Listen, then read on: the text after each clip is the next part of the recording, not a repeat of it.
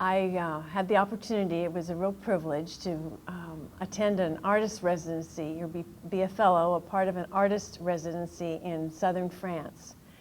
And I had competed for this and was looking forward to it, was very excited about it. It turned out when I got there that the work I had chosen to do was extremely challenging for me, creatively and in a lot of different ways.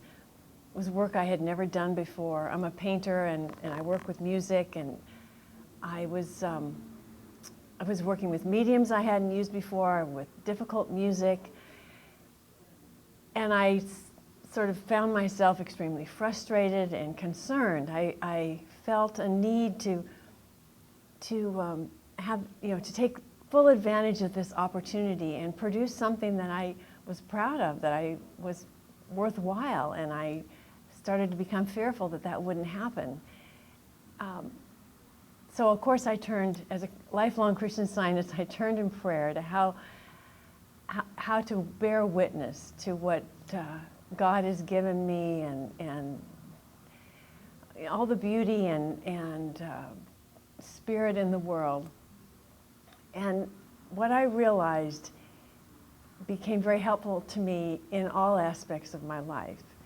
And that is, we're most successful when we set goals that are spiritual goals, and then open ourselves up to see how it will unfold. In other words, embrace the spontaneity and the unexpected things, the unexpected good. And so I did that in the work. I had this goal of what I wanted to express in this artistic work, and each step I just opened myself up to, how do I do this part? Now then, how do I do the next part? I didn't worry that I didn't have the whole thing figured out. I let it unfold bit by bit, and not be concerned about the next piece, but let's work on this piece. And it was just, it all happened in such a inspiring and progressive and joyous way.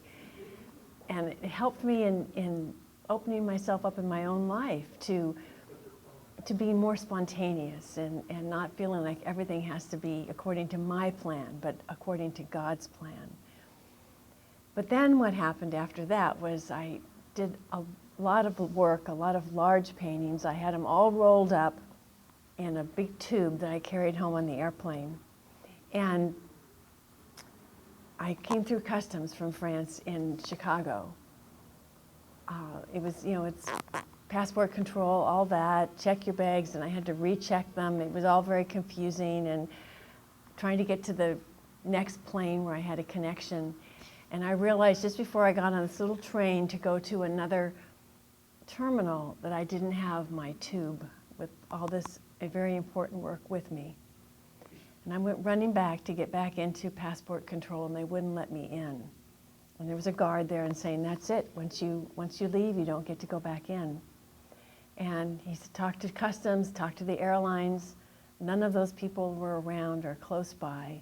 And I realized that I couldn't let anything undermine all the good that had happened. I couldn't accept anything but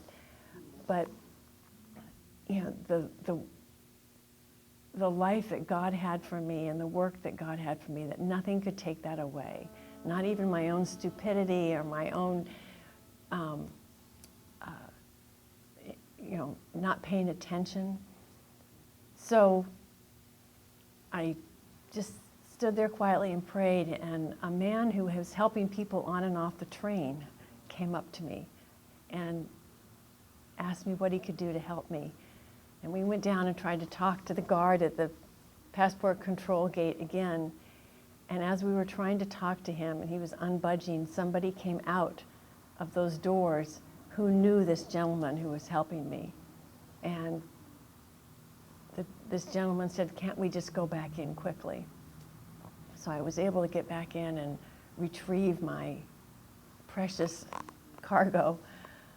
But it was just such a proof to me that nothing can undermine God's plan, and if we'll open ourselves up to what God has in store for us on a minute-by-minute and daily basis, as opposed to thinking we have to have it all planned out, then a lot of good and beautiful things can happen for us.